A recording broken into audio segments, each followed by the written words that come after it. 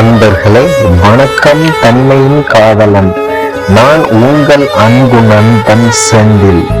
ஓர் புதிய கவிதை. தனிமையில் நான்.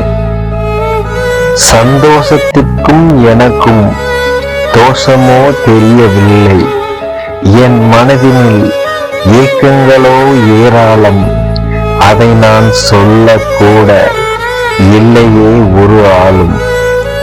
ஏமாற்றங்களோ என் வாழ்வினில் தாராளம். ஆனால் அதை ஏற்க மறுக்கிறதே என் மனம். இருந்தும் சந்தோஷம் என்னும் ஒளியை தேடி புன்னகையுடனே நான் கடக்கிறேன். கவலைகளை மறந்து என் கவலைகளை மறைத்து தனிமையில் காலம் காட்டும் பாதையில் தனிமையின் காதலனாய் உங்கள் அன்பு நண்பன் செந்தில்.